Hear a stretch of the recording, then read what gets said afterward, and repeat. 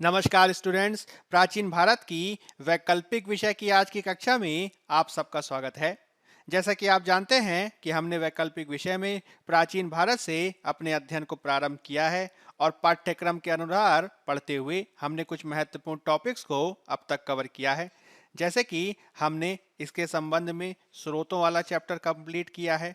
हम पाषाण काल पूरा पढ़ चुके हैं और पाषाण काल को पढ़ने के साथ ही हमने इसके संदर्भ में ताम्र पाषाण काल आदि का भी अध्ययन किया है। ताम्र पाषाण काल के बाद मुख्य रूप से हमने इंडस वैली सिविलाइजेशन को पढ़ना प्रारंभ किया, जिसके तहत हमने प्रारंभिक परीक्षा के दृष्टिकोण से इसे पढ़ा और अब हम इसे मुख्य परीक्षा के दृष्टिकोण से पढ़ने का प्रयास करेंगे। आपको ये ध्यान रखना है कि जब हमने प्रारंभिक परीक्षा के हिसाब से इसको पढ़ा तो हमने इंडस वैली सिविलाइजेशन के तहत कुछ मुख्य टॉपिक्स को आपके साथ चर्चा किया है।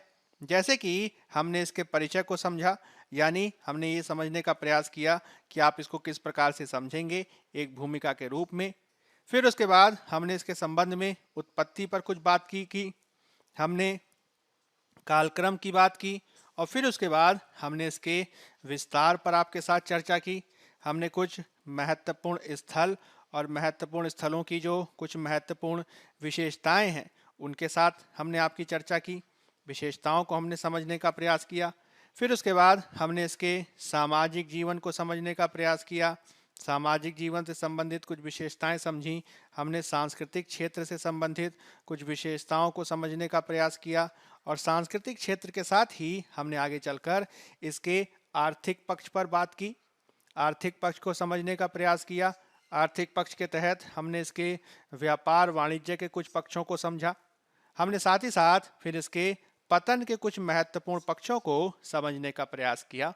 लेकिन आपको ये ध्यान रखना है कि जितने भी पॉइंट्स हैं वह सब प्रारंभिक परीक्षा के दृष्टिकोण से आपके द्वारा हमें आपको अध्ययन करने हैं।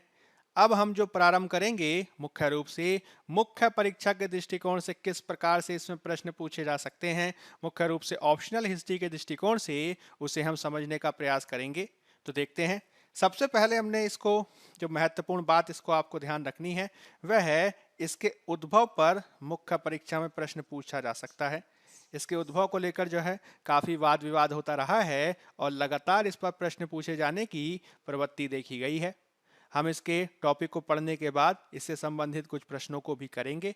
सबसे पहले इसमें कुछ मूल बातें आपको समझनी है। जैसे कि जब अब हड़प्पा सभ्यता के उद्भव की बात करते हैं तो प्रारंभ में इसके उद्भव के संदर्भ में कुछ मत सामने रखे गए और वर्तमान में इसके उद्भव के संदर्भ में कुछ महत्वपूर्ण मतों को सामने रखा जाता है। जैसे कि मूल रूप से इसके उद्भव के संदर्भ में दो प्रकार की बातें आपको ध्यान रखनी है। पहली बात जो आपको ध्यान रखना है वह इसकी विदेशी उत्पत्ति का सिद्धांत है। विदेशी उत्पत्ति के तहत ये कहा जाता है कि मुख्य रूप से जो उस समय की जो मेसोपोटामिया की सभ्यता थी, जो इराक के क्षेत्र में विद्यमान थी, उससे हड़प्पा सभ्यता की उत्पत्ति के बारे में बात कही गई। वर्तमान में एक प्रकार की आप कह सकते हैं क्रमिक उत्पत्ति या फिर इसे कहा जाता है देसी उत्पत्ति के सिद्धांत पर भी बात कही जाती है। यानी मुख्य रूप से दो बातें आपको ध्यान रखनी है जो हड़प्पा सभ्यता के उद्भव को लेकर आपको याद रखना होगा। पहली जो बात है वह कही जाती है कि हड़प्पा सभ्यता का उद्भव जो है वो एक विदेशी सभ्यता के रूप में देखा गया, यानी मुख्य रूप से मेसोपोटामिया के लोगों के द्वारा या वहां से आए नगरीकरण के विचार के द्वारा यहाँ से हड़प्पा सभ्यता का उद्भव हुआ। हालांकि बाद में इस विदेशी उत्पत्ति के सिद्धांत को काट दिया गया, उसको स्वीकार नहीं किया गया और अब वर्तमान में क्रमिक उत्पत्ति या फिर भारत से ही इसकी उत्पत्ति की बात की जाती है। तो इन दो बातों को आपको सबसे पहले ध्यान रखना है। अगर मैं पहले सिद्धांत को आपको थोड़ा सा बताने का प्रयास करूं तो आपको ये ध्यान रखना होगा कि शुरुआत में जब हड़प्पा सभ्यता का उत्खनन किया गया तो हड़प्पा सभ्यता में जिस प्रकार के नगरों को देखा गया, हड़प्पा सभ्यता में जिस प्रकार से आप कह सकते हैं एक विकसित प्रकार की सभ्यता के स्तर को देखा गया, यहाँ के नगर नियोजन या फिर आप कह सकते हैं यहाँ की दूसरी प्रकार की शहरों की व्यवस्था, व्यापार वाणिज्य का उच्च स्तर और जिस तरीके से यहाँ के विकास का स्तर था उसको जब देखा गया तो प्रारंभ के जो इतिहासकार थे, जो ज़्यादातर आप कह सकते हैं ब्रिटिश थे, उन्होंने जो है इस बात को स्वीकार नहीं किया कि भारत में भी इस प्रकार की एक तरीके की विकसित सभ्यता जन्म ले सकती है। यही कारण है कि जब उन्होंने हड़प्पा सभ्यता के विकास की बात करना शुरू किया तो उन्होंने इस प्रकार से उसे दर्शाने की कोशिश की कि मानो ये सभ्यता भारतीयों के द्वारा विकसित नहीं की गई हो, अपितु बाहर से आए लोगों के द्वारा विकसित की गई हो। यहीं से जो है एक विदेशी उत्पत्ति का सिद्धांत सामने आता है। इस विदेशी उत्पत्ति के सिद्धांत को एक प्रकार के आप कह सकते हैं विसरणवादी सिद्धांत के माध्यम से व्याख्यायित करने का प्रयास किया गया। विसरणवादी सिद्धांत से तात्पर्य क्या है? तो विसरणवादी सिद्धांत से तात्पर्य यह है कि बाहर के लोगों ने हड़प्पा सभ्यता का विकास किया या फिर बाहर से लिए गए विचार के आधार पर जो है हड़प्पा सभ्यता का विकास हुआ। विसरण का मतलब क्या हुआ? एक स्थान से आपने जो है या तो लोगों को लिया या एक स्थान से आपने किसी प्रकार के विचार को लिया, दूसरी जगह से लिए गए लोग या दूसरी जगह से लिए गए विचार के आधार पर आपने इस प्रकार की सभ्यता का विकास किया है। तो विदेशी उत्पत्ति के सिद्धांत में मेसोपोटामिया से उत्पत्ति पर बल दिया गया, जिसमें विसरणवाद के सिद्धांत के आधार पर इसकी उत्पत्ति की बात को कहा गया। इसमें मूल रूप से दो प्रकार के विचारों को आपको ध्यान देना है। जैसे कि इसमें कुछ इतिहासकार हैं, जैसे कि E.G.H. मैके एक इतिहासकार का नाम है। दूसरा आप गॉर्डन का नाम याद रख सकते हैं और आप क्रेमर का नाम याद रख सकते हैं। ये तीन इतिहासकार हैं जिन्होंने प्रारंभ में हड़प्पा सभ्यता के उद्भव में मेसोपोटामियाई उत्पत्ति की अवधारणा पर बल दिया और इनका ये मानना था कि मेसोपोटामिया का जो क्षेत्र है, जो वर्तमान में आप कह सकते हैं इराक का क्षेत्र है, वहां से लोगों का हस्तांतरण हुआ, यानी मेसोपोटामियाई क्षेत्र से सिंधु क्षेत्र की ओर, ठीक है, मेसोपोटामियाई क्षेत्र से सिंधु क्षेत्र की ओर क्या हो रहा है? तो जनसंख्या का प्रवास हुआ। क्या हुआ? जनसंख्या का प्रवास हुआ और इस प्रकार से आने वाली प्रवासी जनता के द्वारा इस क्षेत्र में सभ्यता की नींव को डाला गया। यानी शुरुआत में जब हड़प्पा सभ्यता के उद्भव की बात कही गई तो विदेशी उत्पत्ति के सिद्धांत के आधार पर मेसोपोटामिया को आधार बनाया गया और विसरणवाद के सिद्धांत को आधार बनाते हुए E.G.H. मैके, गॉर्डन और क्रेमर जैसे विद्वानों ने कहा कि मेसोपोटामिया के क्षेत्र से जनसंख्या का प्रवास हुआ और इस प्रकार से आए हुए लोगों ने ही हड़प्पा सभ्यता का विकास किया है।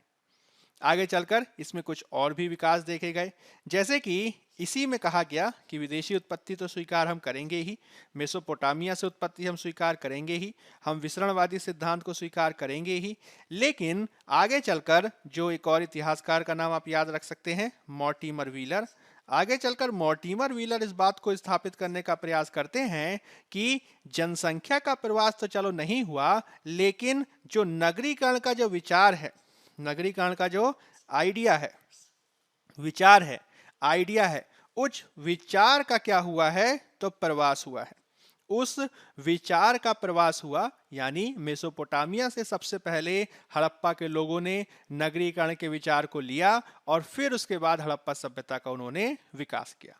तो पहली प्रारंभिक रूप में आपको क्या ध्यान रखना है कि हड़प्पा सभ्यता का जो उद्भव के संदर्भ में जो शुरुआत में बातें कही गई वो विदेशी उत्पत्ति के सिद्धांत की बातें करती हैं। इस विदेशी उत्पत्ति के सिद्धांत में मेसोपोटामिया से उत्पत्ति की बात की गई। इसको विसरणवादी सिद्धांत भी कहा जाता है, जिसमें इस बात पर बल दिया जाता है कि किस प्रकार से दूसरे क्षेत्र से जो है हड़प्पा सभ्यता का विकास हुआ है। इसमें दो प्रकार के मत हैं। पहला मत ये कहता है, जिसमें मैके और क्रेमर आदि महत्वपूर्ण हैं, वे कहते हैं कि जनसंख्या का प्रवास हुआ और वहां से आई हुई जनसंख्या ने हड़प्पा सभ्यता का विकास किया। दूसरा एक विचार मॉर्टिमर व्हीलर आदि के द्वारा दिया गया, वो ये कहते हैं कि जनसंख्या का प्रवास तो नहीं हुआ, लेकिन जो नगरीकरण का जो विचार है वह जो है मेसोपोटामिया से आया था और हड़प्पा सभ्यता के लोगों ने इस प्रकार के नगरीकरण के विचार को लिया और इस विचार को लेते हुए अपने यहाँ सभ्यता का विकास किया। तो हड़प्पा सभ्यता के संदर्भ में अगर आपसे पूछे कि विदेशी उत्पत्ति का सिद्धांत क्या कहता है, तो विदेशी उत्पत्ति के सिद्धांत में आपको कम से कम ये बातें ध्यान रखनी है।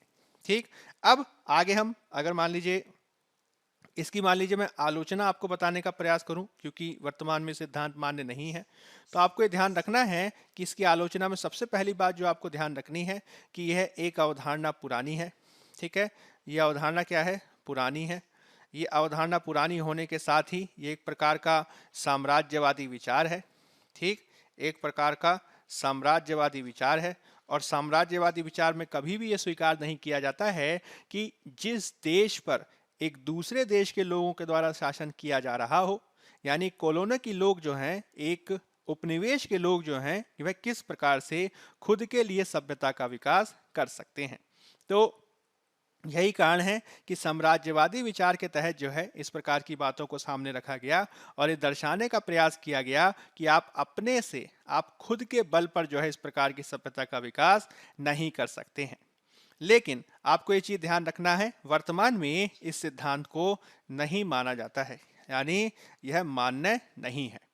जो मैंने शुरुआत में आपकी हड़प्पा सभ्यता की क्लास ली थी, उसमें जो सबसे पहला टॉपिक हमने उत्पत्ति वाला बताया था, उसमें ही मैंने आपको हल्का से बताया था कि किस प्रकार से जो मेसोपोटामियाई सभ्यता है और जो हड़प्पा सभ्यता है उसके मध्य बहुत सारे अंतर विद्यमान हैं।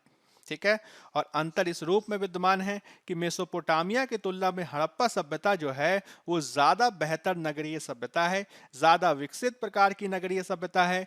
और अगर मेसोपोटामिया से लोग आके हड़प्पा का विकास किए होते या हमने मेसोपोटामिया से जो है नगरीकरण का विचार लिया होता, तो हड़प्पा सभ्यता का नगरीकरण मेसोपोटामिया की तुलना में जो है कम होता या फिर निम्न स्तर का होता या उसके समान होता।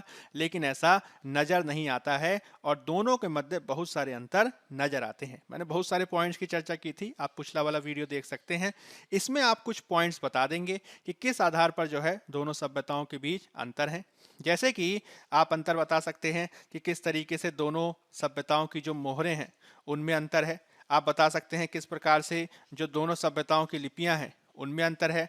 किस प्रकार से जो विविध प्रकार के उपकरण वगैरह प्राप्त होते हैं उनमें जो है अंतर देखने को मिलता है। इसके अलावा जो है आप मिट्टी के बर्तन आदि के आधार पर, मृद भांड के आधार पर जो है अंतर को बता सकते हैं। आप ईंटों के निर्माण के आधार पर अंतर बता सकते हैं। इसके अलावा आपको सबसे बड़ा पॉइंट याद ध्यान रखना है कि जो हड़प्पा का जो नगरीकरण है, ठीक है, ये पॉइंट आप हमेशा ध्यान रखेंगे।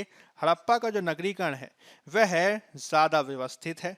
ठीक है, वह जो है ज्यादा व्यवस्थित है, ज्यादा विकसित है। किसकी तुलना में? तो मेसोपोटामिया की तुलना में हड़प्पा का जो नगरीकरण है वो ज्यादा कहीं अधिक व्यवस्थित नजर आता है। इसके अलावा आपको ध्यान रखना है कि तांबे के उपकरणों की जब बात आती है, ये पॉइंट आप ध्यान रखेंगे, जब तांबे के उपकरणों के उपयोग की बात आती है तो तांबे के उपकरणों का जो उपयोग है वह जो है मेसोपोटामिया में ज्यादा नजर आता है। ठीक है, मेसोपोटामिया के पक्ष में ये बात है, तांबे के उपकरणों का प्रयोग मेसोपोटामिया में ज्यादा नजर आता है, हड़प्पा में वो इतना नजर नहीं आता है। तो अगर मान लीजिए मेसोपोटामिया के लोगों ने या मेसोपोटामिया के विचार के आधार पर जो है हमने हड़प्पा के क्षेत्र में नगरीकरण का विकास किया होता, तो प्रत्येक क्षेत्र में समानता दिखाई देनी चाहिए थी, जो दिखाई नहीं देती है। तो आलोचना के स्तर पर जो है आपको ये पॉइंट ध्यान रखने हैं और जब भी आपसे इससे संबंध में क्वेश्चन पूछा जाए तो आप आसानी से इसका उत्तर दे सकते हैं। ठीक है, तो ये पहली बात जो है आपको ध्यान रखनी है। अब इसी में जो दूसरी बात है जो आपसे परीक्षा में पूछा जाएगा, आप पहले वाले की आलोचना करने के बाद क्या बताएंगे कि वर्तमान में किस पर बात की जा रही है। तो वर्तमान विचार किस आधार पर है? तो वर्तमान विचार ये कह रहा है कि हड़प्पा सभ्यता का जो विकास हुआ, हड़प्पा सभ्यता का जो उद्भव हुआ, वह क्रमिक उत्पत्ति के सिद्धांत पर हुआ। किस आधार पर हुआ? तो क्रमिक उत्पत्ति के सिद्धांत पर हुआ, या फिर इसे कहा जाता है यह स्वदेशी आधार पर हुआ। स्वदेशी आधार पर हुआ यानी भारत के क्षेत्र के भीतर ही, जिसमें हम भारतीय उपमहाद्वीप की बात कर रहे हैं, क्योंकि हड़प्पा सभ्यता जो है वह अफगानिस्तान के क्षेत्र में, पाकिस्तान के क्षेत्र में, भारत के क्षेत्र में विद्यमान थी। तो ये भारतीय उपमहाद्वीप के क्षेत्रों में जो स्थानीय संस्कृतियां थीं, उन्हीं स्थानीय संस्कृतियों से इसका उद्भव हुआ है। यानी वर्तमान का विचार क्या है? अब ये माना जाने लगा है कि जो हड़प्पा सभ्यता का उद्भव हुआ है वह उन्हीं स्थानीय ग्रामीण संस्कृतियों से हुआ है जो हमें हड़प्पा सभ्यता के क्षेत्रों में देखने को मिलती है। अब यहां पर विविध प्रकार के विचार हैं, जैसे कि दो चार विचार आप उदाहरण दे सकते हैं। जैसे कि एक इतिहासकार हैं, उनका नाम है अमलानंद घोष। एक इतिहासकार हैं, उनका नाम है अमलानंद घोष। इन्होंने राजस्थान के क्षेत्र में, अमलानंद घोष ने क्या किया? तो उन्होंने राजस्थान के क्षेत्र में जो है एक स्थानीय संस्कृति पर कार्य किया। राजस्थान के क्षेत्र में उन्होंने जो है एक संस्कृति पर कार्य किया जिसका नाम था सोथी संस्कृति। राजस्थान के क्षेत्र में उन्होंने सोती संस्कृति पर कार्य किया और सोती संस्कृति को ही उन्होंने बताया कि सोती संस्कृति से ही क्या हुआ है, तो हड़प्पा का विकास हुआ है। यानी हड़प्पा सभ्यता का जो विकसित रूप है वह अमलानंद घोष के हिसाब से क्या है, तो सोती संस्कृति के आधार पर ही विकसित हुआ है। और इसका उन्होंने आधार क्या माना, तो उन्होंने कहा कि दोनों के जो मृदभांड हैं, यानी दोनों के जो मिट्टी के बर्तन हैं वे समान हैं, और मृदभांडों की समानता के आधार पर ही उन्होंने कहा कि इस वास्तव में जो सोती संस्कृति है जो राजस्थान में उन्होंने अध्ययन की, उसी के आधार पर जो है हड़प्पा सभ्यता का विकास हुआ है। तो अमलानंद घोष क्या कह रहे हैं, वो कह रहे हैं सोती संस्कृति के आधार पर किसका विकास हुआ है, तो हड़प्पा सभ्यता का विकास हुआ है। इसी को जो है आगे बढ़ाया, इसी को जो है आप कह सकते हैं, इसी के आधार पर दूसरी बातें सामने आई, जिसमें एक इतिहासकार हैं जिनका नाम है M.R. मुगल। ठीक है, एक इतिहासकार हैं जिनका नाम है M.R. मुगल। ये पाकिस्तानी हिस्टोरियन है, ये पाकिस्तान के इतिहासकार हैं, और इन्होंने जो है जो पाकिस्तान का जो थार मरुस्थल का क्षेत्र है, आप कह सकते हैं पाकिस्तान का जो थार मरुस्थल का क्षेत्र है, पाकिस्तान के थार मरुस्थल के क्षेत्र में उन्होंने कुछ स्थानीय संस्कृतियों का विकास किया। और यहाँ पर एक क्षेत्र है जिसका नाम है कोलिस्तान का क्षेत्र। ठीक है, एक क्षेत्र है जिसका नाम है कोलिस्तान का क्षेत्र। तो कोलिस्तान क्षेत्र की ग्रामीण संस्कृति, कोलिस्तान क्षेत्र की ग्रामीण संस्कृति का जो है उन्होंने अध्ययन किया। और M.R. मुगल ये कह रहे हैं कि हड़प्पा सभ्यता का जो विकास हुआ है वह कोलिस्तान क्षेत्र की ग्रामीण संस्कृति से हुआ है। इसके तहत उन्होंने बहुत सारे प्रमाण दिए, जैसे कि उन्होंने कहा कि दोनों के मृदभांड समान हैं, उन्होंने कहा कि दोनों के उपकरण समान हैं, दोनों के जो है रहन सहन के तरीकों में बहुत सारी समानता नजर आती है, उन्होंने कहा कि उनकी जो मोहरें हैं वो समान हैं, उन्होंने कहा कि लिपि और कला के विविध प्रकार के जो रूप हैं वे भी समान नजर आते हैं। तो कौन सी बात आपको ध्यान रखनी है, क्रमिक उत्पत्ति के सिद्धांत के संदर्भ में आपको ध्यान रखना है कि वर्तमान में जो हड़प्पा सभ्यता का उद्भव का जो विचार है वह स्वदेशी उत्पत्ति के सिद्धांत पर बल देता है, क्रमिक उत्पत्ति के सिद्धांत पर बल देता है। हाँ, इस बात पर जो है पूर्ण रूप से सहमति नहीं है कि वास्तव में किस संस्कृति के आधार पर जो है विकास हुआ है। इसमें अमलानंद घोष जैसे इतिहासकार जो हैं वह राजस्थान की सोती संस्कृति के आधार पर हड़प्पा सभ्यता के विकास की बात करते हैं, जिसके तहत उन्होंने मृदभांडों की समानता का उदाहरण दिए हैं। वहीं दूसरी तरफ जो पाकिस्तान के हिस्टोरियन हैं M.R. मुगल, वे पाकिस्तान की थार भूमि के क्षेत्र में कोलिस्तान क्षेत्र की ग्रामीण संस्कृति का उदाहरण देते हैं और ये सिद्ध करने का प्रयास करते हैं कि कोलिस्तान क्षेत्र की ग्रामीण संस्कृति के आधार पर ही हड़प्पा सभ्यता का विकास हुआ है। इसमें वे उपकरणों की समानता की बात करते हैं, मृदभांडों की समानता की बात करते हैं, रहन सहन की समानता की बात करते हैं, मोहरों की समानता की बात करते हैं, लिपि और कला आदि की समानता की बात करते हैं। तो ये दो पॉइंट है, आप ये ध्यान रखेंगे। और आपको ये चीज ध्यान रखना है कि जब भी उद्भव से संबंधित विचार आए तो आप इसी प्रकार की क्रमिक उत्पत्ति के सिद्धांत पर बल देंगे। इसमें आप बताएंगे कि किस प्रकार से विविध प्रकार की स्थानीय संस्कृतियां, ठीक है, विविध प्रकार की स्थानीय संस्कृतियों का उदाहरण दिया जाता है और ये कहा जाता है कि किसी न किसी प्रकार से स्थानीय संस्कृतियों के विकास के आधार पर जो है हम हड़प्पा सभ्यता का विकास देखते हैं। इसमें बहुत सारी संस्कृतियां हैं जिनकी आपस में अंतर क्रिया की बात की जाती है। इसमें बहुत सारी संस्कृतियां हैं जिनकी आप कह सकते हैं इनके आपसी समानता की बात की जाती है और इनके आपसी संपर्क से या फिर आपसी नेटवर्क से जो है इनके विकास की बात की जाती है। यानी अगर निष्कर्ष की बात कहेंगे तो आप ये कहेंगे कि वर्तमान में ऐसा माना जाने लगा है कि हड़प्पा सभ्यता की जो जड़ थी वह भारत की भूमि पर ही थी। ठीक है, हड़प्पा सभ्यता की जो जड़ थी वो कहाँ पे थी, तो वो भारत की भूमि पर ही थी, जिसमें पिछले आप कह सकते हैं 80 से 90 सालों में जो नए स्थलों की खुदाई हुई है, पुराने स्थलों को फिर से अन्वेषित किया गया है, पुरानी अध्ययन सामग्री का दोबारा से जो विश्लेषण किया गया है, तो वह हड़प्पा सभ्यता के उद्भव के बारे में हमारी मान्यता को पूरी तरीके से बदलते हैं। इसमें कहा जाता है कि किस प्रकार से स्थानीय संस्कृतियों का मुख्य योगदान रहा है हड़प्पा सभ्यता के विकास में, जिसमें सोती संस्कृति, कोलिस्तान संस्कृति या फिर और भी बहुत सारी संस्कृतियां हैं, उनका भी आप उदाहरण दे सकते हैं। जिसमें कहा जाता है कि इसके विकास में कोटडीजी संस्कृति का आप कह सकते हैं एक तरीके से योगदान रहा है। इसमें जो है सोथी सिसवाल संस्कृति का उदाहरण दिया जाता है। ठीक है, सोथी सिसवाल संस्कृति का उदाहरण दिया जाता है, इसका भी नाम आप ध्यान रख सकते हैं। इसमें आमरी और नाल संस्कृति का उदाहरण दिया जाता है। आमरी और नाल संस्कृति का उदाहरण दिया जाता है।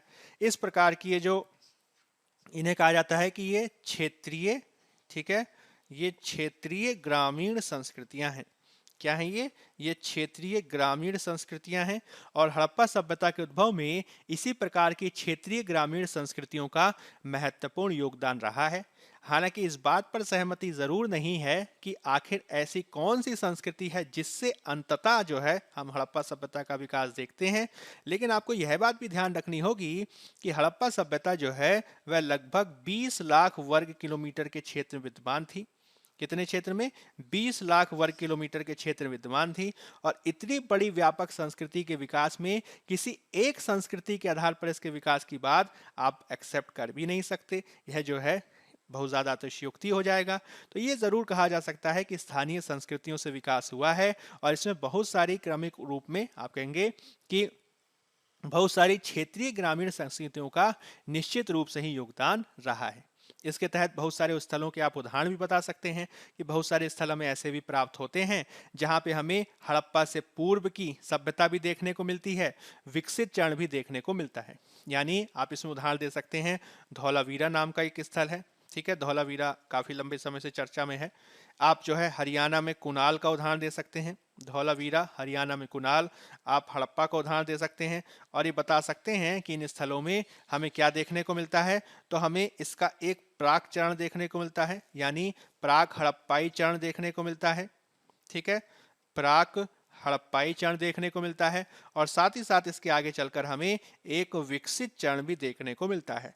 तो प्राक हड़प्पाई चरण से एक विकसित चरण की ओर जाते हुए एक उदाहरण दिखाई दे रहा है बहुत सारे स्थलों में, जिसमें धौलावीरा है, जिसमें कुनाल है, जिसमें हड़प्पा है, जो इस बात को स्थापित करते हैं कि किस प्रकार से स्थानीय संस्कृतियों के विकास के परिणाम स्वरूप ही हम हड़प्पा सभ्यता के उद्भव को देखते हैं। ठीक है, तो शॉर्ट में जो अगर आपको लिखना होगा तो स्थानीय संस्कृतियों या फिर क्रमिक उत्पत्ति के सिद्धांत को आप इस प्रकार से बताएंगे। अब यहाँ पे आपको ये चीज ध्यान रखनी होगी कि अगर मान लीजिए केवल और केवल जो है इस बात पर जो है क्वेश्चन पूछ लिया जाए, मान लीजिए इस तरीके का क्वेश्चन आ जाए, जैसे एक क्वेश्चन है, अगर ये आपसे पूछ लिया जाए कि ये बताइए आप कि हड़प्पा सभ्यता के उद्भव में, अगर मान लीजिए आपसे ये क्वेश्चन पूछ लिया जाए कि आप ये बताइए कि हड़प्पा सभ्यता के उद्भव में क्रमिक उद्भव का सिद्धांत क्या है। ठीक है, हड़प्पा सभ्यता के उद्भव में क्रमिक उद्भव का सिद्धांत, ठीक, अगर आपसे ये क्वेश्चन पूछ लिया जाए कि हड़प्पा सभ्यता के उद्भव में क्रमिक उद्भव का सिद्धांत क्या है और इसको आपसे कहा जाए कि आप जो है लगभग 250 शब्द में इसे लिखें, तो आप इसे किस प्रकार से लिखेंगे।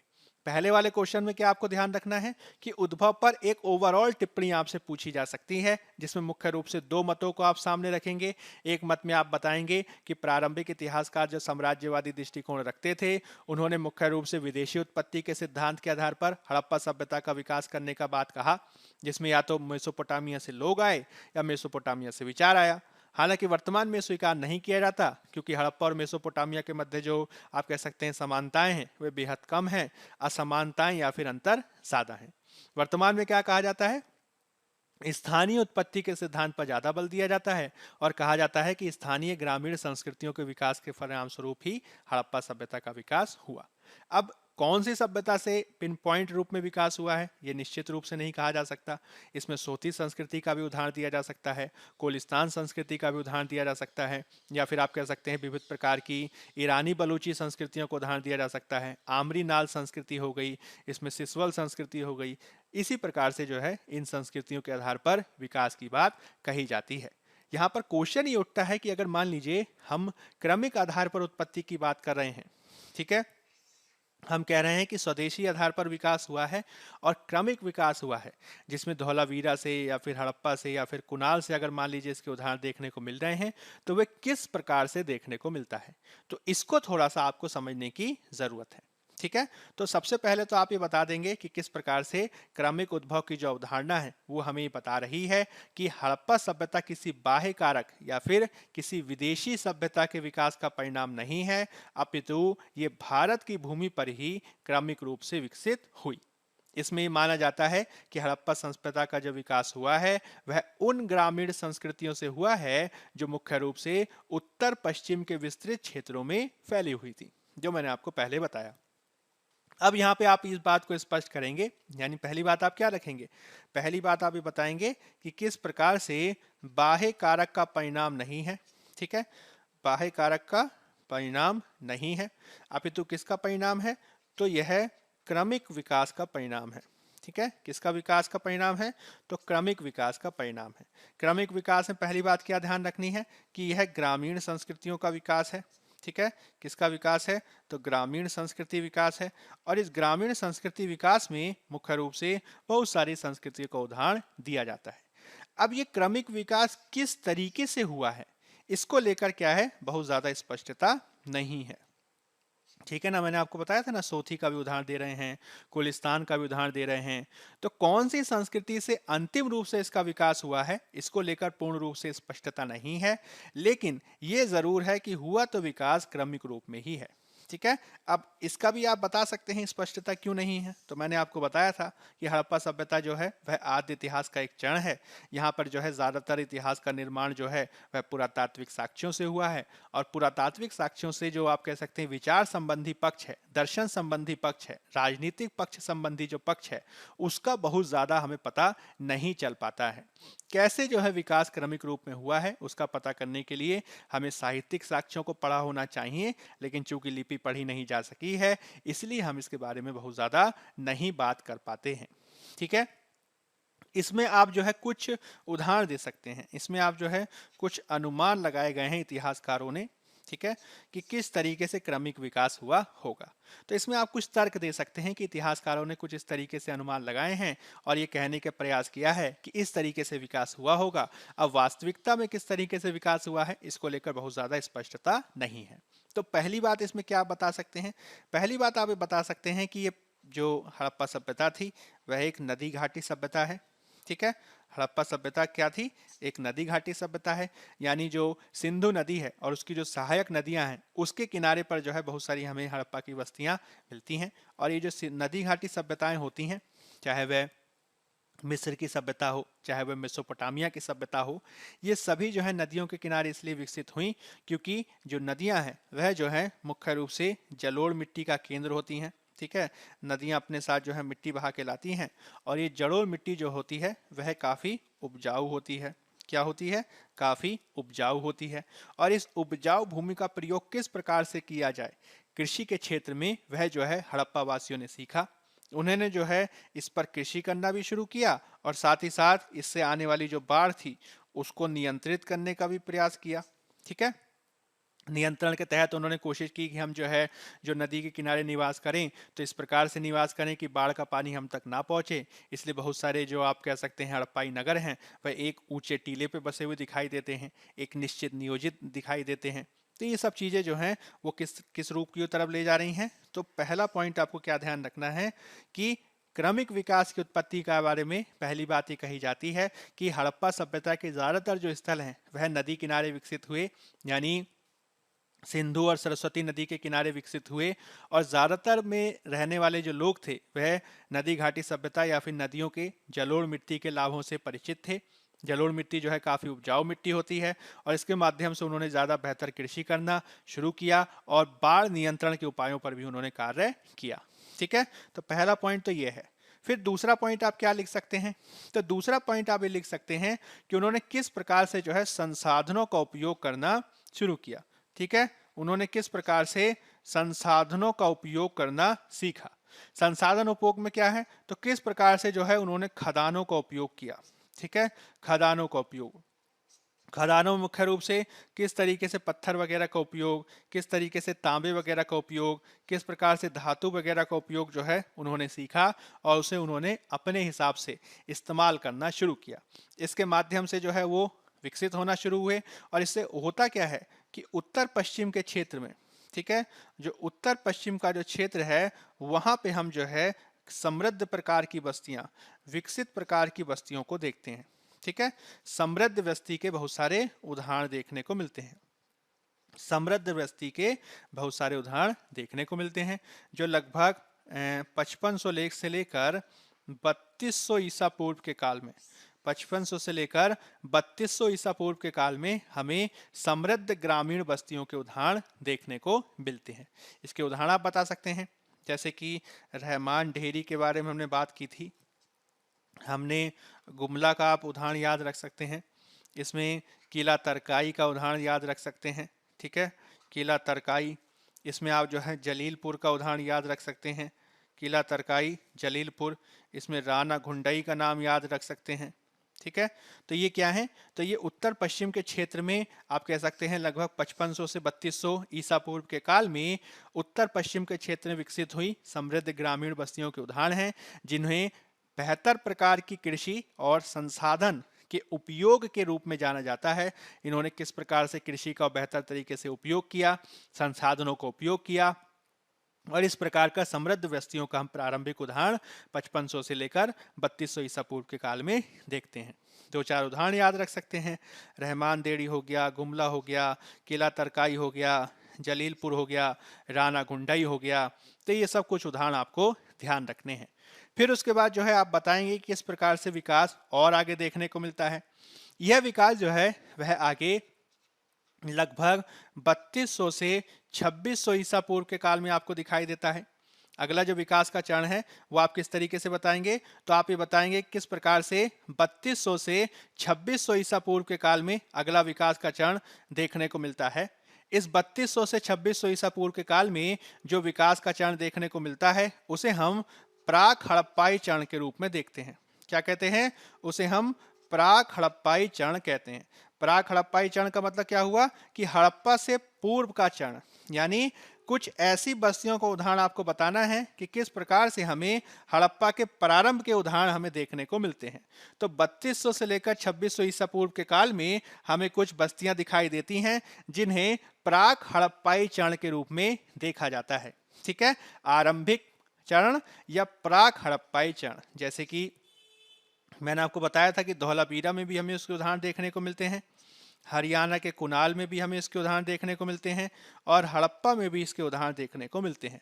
यानी जो शुरुआत में आप कह सकते हैं जो पश्चिमोत्तर भारत के क्षेत्र में जो हमें एक विकास का चरण देखने को मिला, ठीक है, जो हमें विकास का चरण देखने को मिला, उस विकास के चरण के माध्यम से आगे हम शुरुआत में उत्तर पश्चिम के क्षेत्र में, ठीक है, उत्तर पश्चिम के क्षेत्र में हम कुछ विकास देखते हैं, और फिर वह जो है आगे चलकर प्राक हड़प्पाई चरण के रूप में देखने को मिलता है। ठीक है, प्राक हड़प्पाई चरण के रूप में देखने को मिलता है। ठीक है, तो ये चीज आपको ध्यान रखनी है कि इस तरीके से जो है इसका विकास हुआ। अब इसमें आपको यह भी ध्यान रखना होगा कि इसमें किस तरीके से कृषि का तकनीकी विकास देखा गया। ठीक है, इसमें किस तरीके से कृषि का तकनीकी विकास देखा गया जिसने इस प्रकार के विकास को आगे बढ़ाया। जैसे कि आपको ये ध्यान रखना होगा कि हम जो है हल का प्रयोग देखते हैं बड़े पैमाने पर। ठीक है, हल का प्रयोग देखते हैं। इस हल के प्रयोग में जो हल था प्रारंभ में मानव के द्वारा खींचा जाता था, बाद में फिर जो है इसमें बैल का इस्तेमाल होने लगा। यही कारण है कि हड़प्पा सभ्यता में हम बैलों को काफ़ी पवित्रता के दर्जे के रूप में पाते हैं, क्योंकि उनका कृषि उत्पादन में काफ़ी महत्वपूर्ण योगदान था। जब इस प्रकार का तकनीकी विकास होगा तो वह आगे चलकर फसलों की संख्या में वृद्धि को करेगा। ठीक है, वह आगे चलकर फसलों की संख्या में वृद्धि को करेगा, फसलों की संख्या में वृद्धि। ठीक, तो क्या होगा आगे चलकर, क्या दिखाई देगा, तो फसलों की संख्या में वृद्धि होगी, फसल संख्या में वृद्धि, फसलों की संख्या में वृद्धि होगी। ठीक है, फसल संख्या में वृद्धि होगी, और साथ ही साथ हम फसलों में खाद्यान्न उत्पादन भी देखेंगे। ठीक है, खाद्यान्न उत्पादन भी देखेंगे, खाद्यान्न उत्पादन भी देखेंगे, और हम गैर खाद्यान्न उत्पादन भी देखेंगे, गैर खाद्यान्न उत्पादन भी देखेंगे। ठीक है, तो खाद्यान्न और गैर खाद्यान्न मैंने आपको बताया था कि किस प्रकार से जो है विविध प्रकार की फसलों के उदाहरण देखने को मिलते हैं, और कम से कम नहीं तो 9 प्रकार की फसलों के उदाहरण हम हड़प्पा सभ्यता में पाते हैं, जो अनाजों के विविध उदाहरण थे।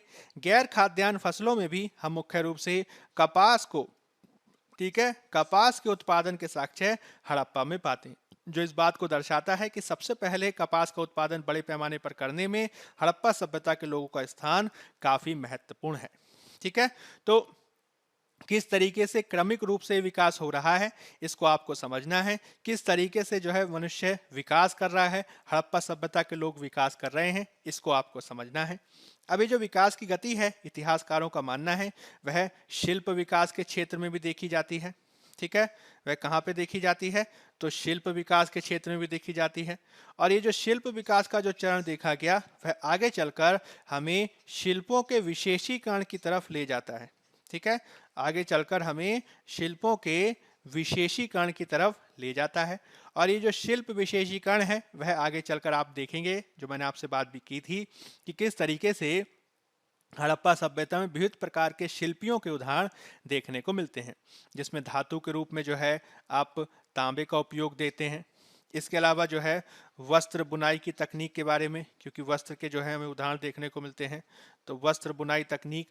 और इतिहासकारों का यह भी मानना है कि सूत की कताई के लिए, ठीक है, सूत की कताई के लिए तकली का प्रयोग, ठीक है, सूत को काटने के लिए तकली का प्रयोग जो है वह भी हड़प्पा में देखने को मिलता है, जो शिल्प विकास और शिल्प विशेषीकरण के उदाहरण के रूप में दिखता है। यह जो विकास है, यह जो तकनीकी विकास है, वह मृदभांड निर्माण में भी देखा जाता है। ठीक है, वो मिट्टी के बर्तनों के निर्माण में भी देखा जाता है, जिसमें पहले शुरुआत में हाथ से मिट्टी के बर्तन बनाए जाते थे, बाद में इसका चाक का प्रयोग होने लगा।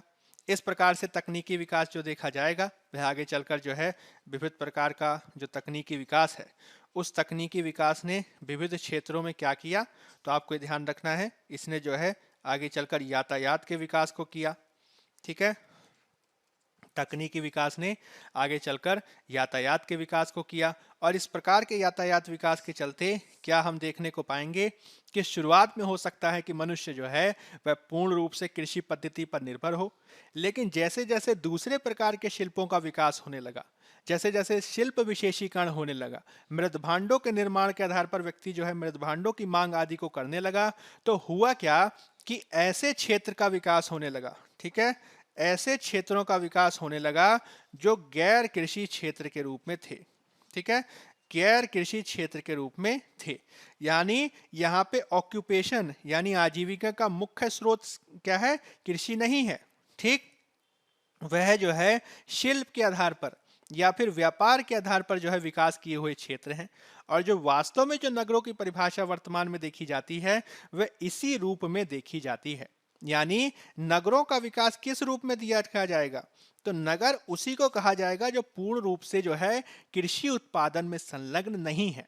और ये तभी होगा जब बड़ी मात्रा में जो है दूसरे क्षेत्रों का विकास देखा जाएगा, शिल्पों का विकास देखा जाएगा, शिल्पों का विशेषीकरण देखा जाएगा, मृदभांड निर्माण जैसे उद्योग देखे जाएंगे, तकनीक की भूमिका देखी जाएगी। और इसके माध्यम से होगा क्या कि ग्रामीण क्षेत्रों से अलग हटकर ऐसे क्षेत्रों में भी लोग बसना शुरू कर देंगे जो पूर्ण रूप से कृषि पर निर्भर नहीं है।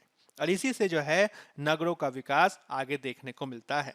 ठीक, अब इतिहासकारों का ये जो मानना है कि ये जो नगरों का जो विकास हम देखते हैं, ठीक है, ये जो नगरों का विकास देखते हैं, इसमें कृषि के उत्पादन अधिशेष के साथ ही, यानी कृषि के बड़े मात्रा में उत्पादन का अधिशेष जो देखा गया, उस उत्पादन अधिशेष के साथ ही कुछ अन्य कारकों की भी भूमिका रही होगी।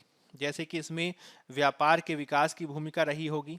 ठीक है, इसमें जो है शिल्पों के विकास की भूमिका रही होगी। ठीक है, नगरों के विकास की भूमिका, व्यापार के विकास की भूमिका, शिल्पों के विकास की भूमिका रखी होगी। और साथ ही साथ यह भी माना जा सकता है, हालांकि इसका पूरी तरीके से पता नहीं है कि कैसा था हड़प्पा काल में, कि शासक वर्ग का भी विकास निश्चित रूप से हुआ होगा। ये जो शासक वर्ग है, ये क्या करता होगा? तो ग्रामीण क्षेत्र से, ठीक है, ग्रामीण क्षेत्र से क्या कर रहा है? वो ग्रामीण क्षेत्र से जो आप कह सकते हैं उत्पादन अधिशेष है, ग्रामीण क्षेत्र से जो उत्पादन अधिशेष है, उसको वह क्या कर रहा है? करारोपण आदि के माध्यम से, ठीक है, करारोपण आदि के माध्यम से नगरों में ला रहा है।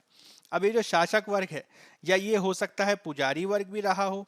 ठीक है, अब चूंकि हम पूर्ण रूप से लिपि तो पढ़ नहीं पाए हैं, तो ये शासक वर्ग किस प्रकार के चरित्र का था? क्या वो धार्मिक था कि क्या था? ये तो पूरी तरीके से पता नहीं है, लेकिन ये जरूर कहा जा सकता है कि कोई ना कोई शासक वर्ग जरूर रहा होगा, क्योंकि हम ऐसे क्षेत्रों में जनसंख्या का विकास देखते हैं जो प्रिडोमिनेटली कृषि का क्षेत्र नहीं है। और अगर वो कृषि का क्षेत्र नहीं है तो वह किस तरीके से चल रहा था, उसका आप कह सकते हैं सस्टेनेंस कैसे हो रहा था। तो वह कृषि उत्पादन अधिशेष पर जीवित था, वह व्यापार के विकास पर जीवित था, वह शिल्पों के विकास पर जीवित था। और ग्रामीण क्षेत्रों के कृषि उत्पादन अधिशेष को करारोपण आदि पद्धतियों के माध्यम से शहरों में लाने वाला वर्ग कौन होगा? तो निश्चित ही शासक वर्ग की भूमिका बेहतर इसमें होगी। ठीक है, तो नगरों के विकास को आपको इस तरीके से समझना है कि किस प्रकार से कृषि अधिशेष के साथ, व्यापार के साथ, शिल्प के साथ, विकास के साथ शासक वर्ग की भूमिका भी इसमें महत्वपूर्ण रही होगी। अब जब शासक वर्ग हुआ तो इसके साथ बाकी चीजें भी आई होंगी, जैसे कि अगर मान लीजिए शासक वर्ग देखने को मिलता है, ठीक है, तो शासक वर्ग देखने को मिल रहा है तो इसमें शासकीय कार्य भी हुआ करते होंगे, है ना। मान लीजिए किसी प्रकार का कोई आदेश देना है, किसी प्रकार का कोई मान लीजिए लेखन कार्य करना है, तो इसके लिए जो है आपको अधिकारी वर्ग की भी आवश्यकता होती होगी। ठीक, अधिकारी वर्ग भी हुआ करता होगा। साथ ही साथ इस पूरे को एक ढांचा देने के लिए लिपि की भी जरूरत होगी, तो लिपि का विकास तो हम देखते ही हैं, और इसी के चलते जो है हम हड़प्पा में लिपियों का विकास देखते हैं। अब वास्तव में लिपि किस प्रकार से इस्तेमाल की जाती थी ये तो पूर्ण रूप से स्पष्ट नहीं है, लेकिन निश्चित ही शासक वर्ग की आवश्यकताओं को पूरा करने के लिए इस प्रकार की लिपि का विकास हुआ होगा। ठीक है, आपको यह भी ध्यान रखना होगा जो मैंने आपको बताया था कि किस तरीके से हड़प्पा काल में हम दूरस्थ व्यापार या फिर विदेशी व्यापार की भूमिका भी देखते हैं। ठीक है, विदेशी व्यापार की भूमिका को भी देखते हैं, और ये विदेशी व्यापार की भूमिका भी जो है वह काफी हद तक शासक वर्ग के कुशल संचालन पर निर्भर थी, क्योंकि दूरस्थ व्यापार को करने में एक क्षेत्र का संपर्क दूसरे क्षेत्र के संपर्क से होना चाहिए, और इसके लिए व्यापक मात्रा में पूंजी की आवश्यकता होगी, धन की आवश्यकता होगी, तो इसमें भी निश्चित रूप से शासक वर्ग की भूमिका महत्वपूर्ण होगी। ठीक है, तो इसके भी उदाहरण आपको देने हैं। आपको यह भी ध्यान रखना होगा, इस रूप में अगर मैं आपसे बताना चाहूं तो आपको यह भी ध्यान रखना होगा कि जब आप नगरीय विकास की बात करते हैं, क्यों, हड़प्पा सभ्यता मूल रूप से नगरीय सभ्यता थी, तो नगरीय विकास की जब आप बात करेंगे तो इसमें केवल और केवल आर्थिक कारक की बात आप नहीं करेंगे। ठीक, आप कृषि के कारक की बात नहीं करेंगे, आप केवल और केवल शिल्प के विकास की कारक की बात नहीं करेंगे, आप साथ ही साथ राजनीतिक कारक की भी बात करेंगे जो मैंने आपको बताई। भले ही हमें पूरी तरीके से राजनीतिक कारकों के बारे में पता नहीं है, लेकिन निश्चित रूप से इसकी भूमिका रही होगी नगरों के विकास के रूप में। ठीक है, साथ ही साथ इसमें आपको धार्मिक कारक भी नहीं भूलना है ना, क्योंकि धार्मिक के बहुत सारे चरण हमें देखने को मिलते हैं, मैंने आपसे चर्चा किया था। तो धार्मिक कारक की भूमिका भी इसमें निश्चित रूप से रही होगी, जिसने जो राजनीतिक वर्ग ने कार्य किया किस तरीके से कि वो विविध प्रकार के धार्मिक अनुष्ठान वगैरह करा रहे हैं। ठीक है, धर्म हो रहा है, धार्मिक अनुष्ठान वगैरह हो रहे हैं। अब उनका वास्तविक चरित्र क्या था ये तो पूर्ण रूप से पता नहीं है, लेकिन निश्चित रूप से धार्मिक वर्ग ने एक प्रकार के धर्म और अनुष्ठान के माध्यम से क्या किया होगा, तो ग्रामीण क्षेत्र से, ठीक है, वही बात जो पहले शासक वर्ग में थी कि ग्रामीण क्षेत्र से वो क्या कर रहा है, ग्रामीण क्षेत्र से नगरीय क्षेत्र में, ग्रामीण क्षेत्र से नगरीय क्षेत्र में उत्पादन के अधिशेष को लेके जा रहा है। किसको लेके जा रहा है? उत्पादन के अधिशेष को लेके जा रहा है। तो इसी के चलते हड़प्पा सभ्यता में हम ऐसे नगरों का विकास देखने को पाते हैं जो वास्तविक रूप में नगर थे। वास्तविक रूप में नगर का मतलब क्या हुआ कि यहाँ की बहुसंख्यक जो जनता है वह कृषि उत्पादन पर डायरेक्टली यानी सीधे सीधे कृषि कार्यों में संलग्न नहीं थी। वह या तो शिल्पी वर्ग के व्यक्ति थे, व्यापारी वर्ग के व्यक्ति थे, मध्यम वर्ग के व्यक्ति थे, या फिर आप कह सकते हैं शासकीय वर्ग आदि से संबंधित थे। और उनकी आवश्यकताओं की पूर्ति कैसे होती थी? तो शिल्प से होती थी, व्यापार से होती थी, और दूसरे प्रकार से आप कह सकते हैं कि जो ग्रामीण क्षेत्र में होने वाला जो कृषि उत्पादन था उसका अधिशेष जो है या तो शासक वर्ग के द्वारा करारोपण के रूप में या धार्मिक वर्ग के द्वारा धार्मिक कर्मकांडों आदि के रूप में कहां से आता था? तो ग्रामीण क्षेत्र से नगरीय क्षेत्रों में वो लाया जाता था। ठीक है, इस रूप से आप एक निष्कर्ष कह सकते हैं कि किस प्रकार से जो हड़प्पा सभ्यता का जो क्रमिक विकास है, ठीक है, हड़प्पा सभ्यता का जो क्रमिक विकास है वह जो है एक जटिल प्रक्रिया का परिणाम है। ठीक है, एक जटिल प्रक्रिया का परिणाम है, इस बात को आपको ध्यान रखना है। ठीक है, अब इसमें कुछ सीमाएं भी आपको पता होनी चाहिए कि जो क्रमिक उद्भव है, जो क्रमिक उद्भव है उसकी सीमाएं क्या हैं, क्रमिक उद्भव की सीमाएं क्या हैं। ठीक, तो देखिए सीमाओं में सबसे पहली बात तो आप ध्यान रख सकते हैं कि ज्यादातर जो हमारे पास स्रोत हैं वो क्या हैं, पुरातात्विक हैं, है ना, पुरातात्विक स्रोत हैं। लिखित स्रोत हमारे पास हैं लेकिन लिखित स्रोत हम पढ़ नहीं पाए हैं, लिखित स्रोत जो है पढ़ा नहीं है। तो पूर्ण रूप से क्लियर पिक्चर जिसे कहते हैं, ठीक है, स्पष्ट तस्वीर का अभाव है। अभी जितनी बातें कही वो सब अनुमान लगा रहा है कि इतिहासकार ने बोला ऐसा होगा ऐसा होगा, तो स्पष्ट तस्वीर का क्या है, अभाव है। ठीक, ये स्पष्ट तस्वीर का अभाव किस रूप में दिखाई देता है, तो बहुत सारे हमें विकसित हड़प्पा के स्थल दिखाई देते हैं, बहुत सारे हमें विकसित हड़प्पा के स्थल दिखाई देते हैं। उन विकसित हड़प्पा के स्थलों में किसी प्रकार का प्राक हड़प्पाई चरण, ठीक है, किसी भी प्रकार का प्राक हड़प्पाई, इसको इस तरीके से लिखेंगे, बहुत सारे विकसित हड़प्पा के स्थल दिखाई दे रहे हैं लेकिन वो सीधे ही नगरों के रूप में दिखाई देते हैं, उनमें प्राक हड़प्पा चरण दिखाई नहीं देता है, यानी उनका प्री रूप, उनका प्रारंभिक रूप दिखाई नहीं देता है। इसमें आप उदाहरण बता सकते हैं, जैसे कि लोथल इसका उदाहरण है, ठीक है, देसलपुर इसका उदाहरण है, लोथल इसका उदाहरण है, देसलपुर इसका उदाहरण है, चनहूदड़ो इसका उदाहरण है। तो ये कुछ स्थल ऐसे हैं जो सीधे ही हमें विकसित रूप में नजर आते हैं। अगर मान लीजिए आप क्रमिक उद्भव की बात कर रहे हैं तो क्रमिक उद्भव में आपको सारे स्थलों में क्रमिक उत्पत्ति दिखाई देनी चाहिए, केवल कुछ ही स्थलों में क्यों दिखाई दे रही है। बहुत सारे ऐसे स्थल दिखाई दे रहे हैं जो सीधे सीधे जो है हड़प्पाई नगरों के रूप में दिखाई देते हैं, उनका प्राक हड़प्पाई चरण प्राप्त ही नहीं होता है, प्राक हड़प्पाई चरण नहीं है। जैसे कि लोथल का नहीं है, देसलपुर का नहीं है, चनहूदड़ो का नहीं है, रोपड़ का नहीं है, मीठातल का नहीं है, आलमगीरपुर का नहीं है। तो दो तीन उदाहरण आप बता सकते हैं। ठीक, दूसरी बात आप इसमें, ये तो दूसरी बात हो गई। तीसरी बात आप क्या ध्यान रख सकते हैं, तीसरी बात आपको ये ध्यान रखना होगा कि हमें हड़प्पा, ठीक है, इसको इस तरीके से लिखेंगे कि आप जो है बहुत सारे ऐसे स्थल पाते हैं, जैसे कि मान लीजिए मैंने आपको उदाहरण बताया हड़प्पा, ठीक, आप उदाहरण दे सकते हैं मोहनजोदड़ो, हड़प्पा और मोहनजोदड़ो, ये कुछ स्थल हैं।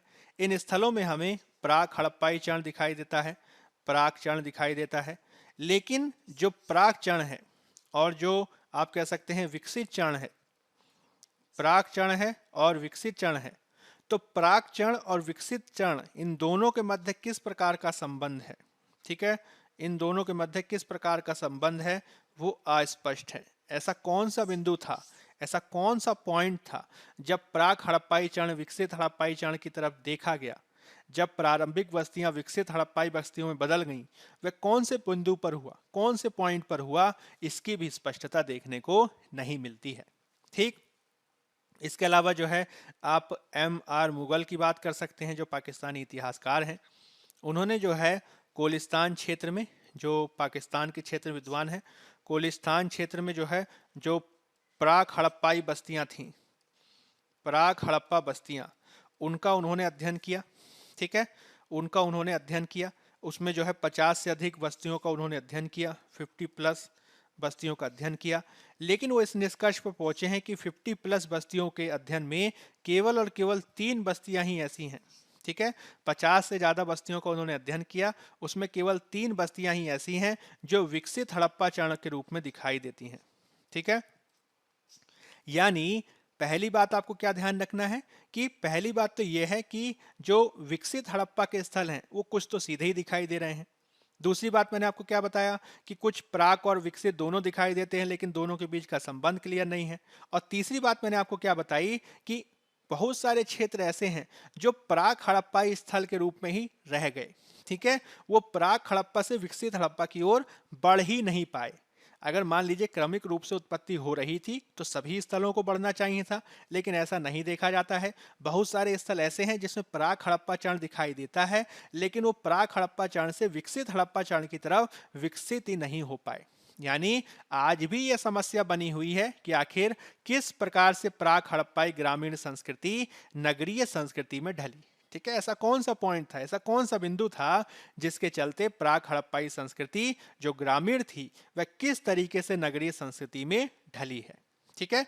इसकी व्याख्या आप किस आधार पर कर सकते हैं, तो अगर मान लीजिए हमारे पास जो है लिखित स्रोत पढ़े गए होते, है ना। अगर मान लीजिए हमारे पास लिखित स्रोतों की विद्यमानता होती, अगर मान लीजिए हमें इस बारे में पता होता कि वहाँ की सरकार किस प्रकार की थी, ठीक है, उनकी पद्धति किस प्रकार की थी, उस प्रकार की समाज किस तरीके था, सामाजिक जटिलता किस तरीके की थी, या फिर हड़प्पा के लोगों की विचारधारा कैसी थी, अगर ये हमें पता चल जाता, ठीक है, तो हो सकता है हम इनका उत्तर दे पाते। लेकिन इसमें क्या दिखाई दे रहा है, ठीक, साहित्यिक साक्ष्य का अभाव है, साहित्यिक साक्ष्य हमें पता नहीं है। तो साहित्यिक साक्ष्य के अभाव के चलते भी कई बार क्या होता है कि हम निश्चित रूप से कुछ बातें नहीं कह पाते, ठीक है, निश्चित रूप से कुछ बातें हम नहीं कह पाते। ये इसकी कुछ सीमा है जो हमें फिलहाल स्वीकार करनी होगी, ठीक है। तो ये इस तरीके से एक विकास का चरण है। इसमें बहुत सारे इतिहासकारों ने अपने अपने कुछ योगदान दिए हैं, बहुत सारे इतिहासकारों ने अपनी बातें सामने रखने की कोशिश की है, लेकिन वास्तविक तस्वीर जो है साहित्यिक स्रोतों के पढ़े जाने के चलते पूर्ण रूप से स्पष्ट नहीं है। लेकिन आपको ये बात रखनी है, जिस तरीके से मैंने आपको पॉइंट बताए वही पॉइंट जो है आपको बताने हैं, ठीक। इसके अलावा आपको यह भी ध्यान रखना होगा कि हड़प्पा सभ्यता के उद्भव में, ठीक है, हड़प्पा सभ्यता के उद्भव में निर्णायक कारक कौन सा रहा है, हड़प्पा सभ्यता के उद्भव में निर्णायक कारक कौन सा रहा है, इसको लेकर भी इतिहासकारों में विवाद है, ठीक है ना। मैंने अभी आपको बताया ना कि बहुत सारे पॉइंट थे, जिसमें कोई कह रहा है कि कृषि का विकास हुआ फिर आगे चलकर नगर बन गए, कोई कह रहा है शिल्पों का विकास हुआ आगे चलकर नगर बन गए, कोई कह रहा है विविध प्रकार का तकनीकी विकास हुआ वो आगे चलकर नगर बन गए, कोई कह रहा है कि उसमें राजनीतिक वर्ग था, कोई कह रहा है उसमें पुरोहित वर्ग था। तो हड़प्पा सभ्यता के उद्भव में किस कारक की सबसे ज्यादा महत्वपूर्ण भूमिका रही है, सबसे ज्यादा निर्णायक भूमिका रही है, यह भी विवाद का विषय है। जैसे कि एक इतिहासकार हैं जिनका नाम है डी के चक्रवर्ती, ठीक है, डी के चक्रवर्ती जो हैं वह कहते हैं कि जो हड़प्पा में जो नगरीकरण देखा जाता है, ठीक है, हड़प्पा का जो नगरीकरण है वह है शिल्प विशेषीकरण के चलते है, ठीक है। उनके जो हड़प्पा के जो लोग थे वो काफ़ी स्पेशलाइज थे शिल्पों के निर्माण में, और शिल्पों से निर्मित जो सामग्री थी उसका दूर दूर तक विस्तार किया जाता था, दूर दूर तक विकास किया जाता था, जिसने नगरों को आगे बढ़ाने में भूमिका को निभाया, ठीक। इसी प्रकार से दूसरे इतिहासकार हैं गॉर्डन चाइल्ड, ठीक है, गॉर्डन चाइल्ड, गॉर्डन चाइल्ड भी तकनीक की बात करते हैं, ठीक, गॉर्डन चाइल्ड भी कहते हैं टेक्नोलॉजी की बड़ी भूमिका रही है, जिसमें वो चाक की बात करते हैं, ठीक, जिसमें वो हल की बात करते हैं, जिसमें वो जो है नाव आदि की बात करते हैं, ठीक, वो जो है पहिए की या चक्के की बात करते हैं, और ये बताते हैं कि किस प्रकार से इस तकनीक में हड़प्पाई लोगों को सफलता प्राप्त हुई और इसी के चलते जो है वो नगरीकरण की तरफ आगे बढ़े, ठीक। इसके अलावा कुछ और इतिहासकार हैं, जैसे कि मान लीजिए मैक एडम है एक, ठीक, मैक एडम है, नॉर्डियन सोर्जन है, मैक एडम नॉर्डियन सोर्जन है।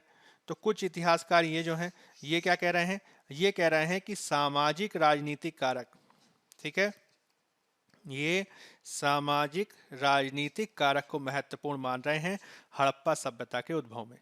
उनका क्या मानना है, उनका मानना है कि जो ग्रामीण क्षेत्रों में, ठीक, ग्रामीण क्षेत्रों में जो अधिशेष उत्पादन होता था, ग्रामीण क्षेत्रों में जो अधिशेष उत्पादन होता था वो अधिशेष उत्पादन जो है ना केवल इसका व्यापक संग्रह होना चाहिए, ठीक है, ना केवल इसका व्यापक संग्रह होना चाहिए अपितु इसका वितरण या पुनः वितरण भी होना चाहिए, वितरण या पुनः वितरण भी होना चाहिए।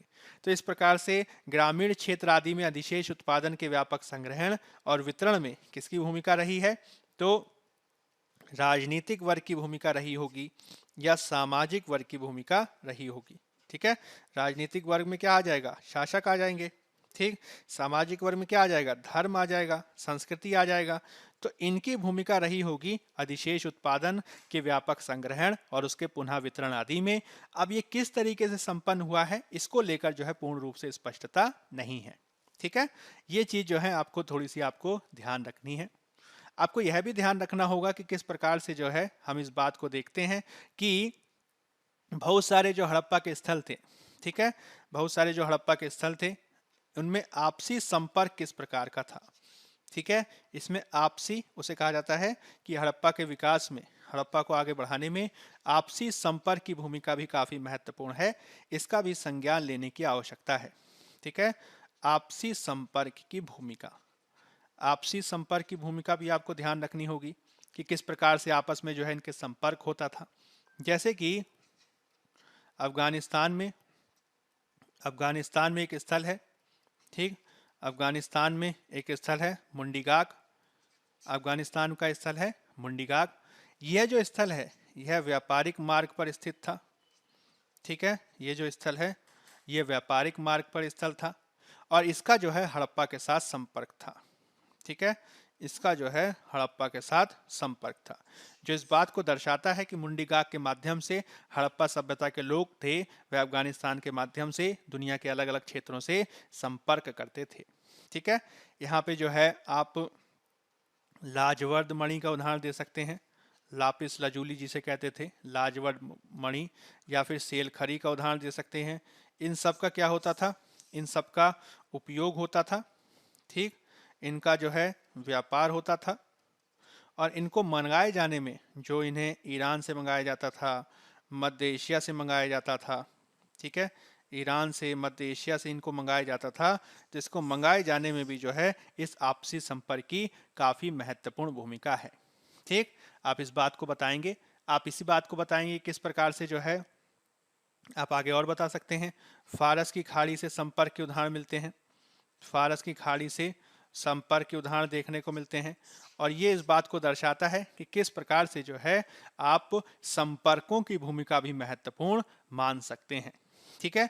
तो इस तरीके से जो है आपको जो इसका पूरा आप कह सकते हैं खाका है, हड़प्पा सभ्यता का उद्भव किस प्रकार से हुआ और इसमें किस प्रकार से जो है आपको विविध प्रकार के आप कह सकते हैं उदाहरण देने हैं, ये कुछ मैंने आपको बताने का प्रयास किया।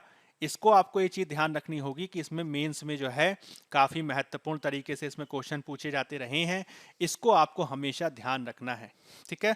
मेंस में जो है ये टॉपिक काफ़ी महत्वपूर्ण है, इसके लिए काफ़ी इंपॉर्टेंट है। जैसे कि एक क्वेश्चन मैं आपको दे रहा हूँ, उस क्वेश्चन को आप लिखने का प्रयास कीजिएगा। देखिए क्वेश्चन क्या है, क्वेश्चन है हड़प्पा सभ्यता का, क्वेश्चन क्या है, हड़प्पा सभ्यता का अकस्मात, हड़प्पा सभ्यता का अकस्मात उद्भव हुआ, ठीक है, हड़प्पा सभ्यता का अकस्मात उद्भव हुआ। आप इस कथन से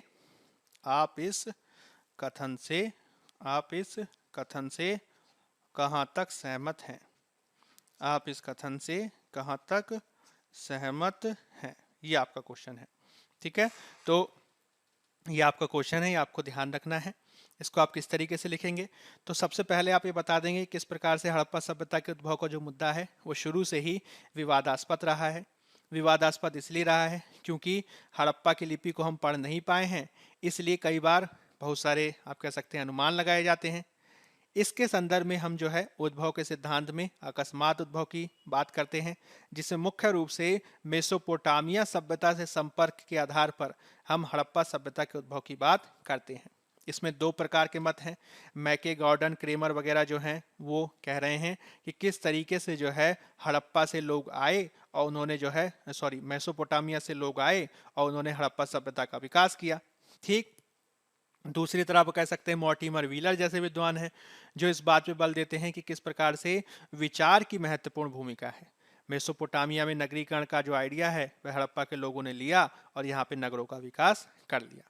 लेकिन चूंकि ये क्वेश्चन में आपसे पूछ रहा है कि आप कहाँ तक सहमत हैं, लेकिन इस प्रकार के उद्भव के विकास को लेकर जो अकस्मात रूप में उद्भव हुआ, जो विदेशी उत्पत्ति का सिद्धांत है, विसरणवादी सिद्धांत है, इससे आप कह सकते हैं कि सहमत होना बहुत कठिन है। फिर उसके बाद आप इसको काटने के लिए कुछ मत देंगे, जैसे कि आप बता सकते हैं कि किस प्रकार से जो हड़प्पा सभ्यता में और मेसोपोटामिया में जो अंतर है वो बताएंगे, मोहरों के रूप में अंतर, लिपि के रूप में अंतर, नगरों के वर्गीकरण को लेकर अंतर, इस प्रकार का जो अंतर दिखाई देता है उन सबको आपको बताना है, ठीक है।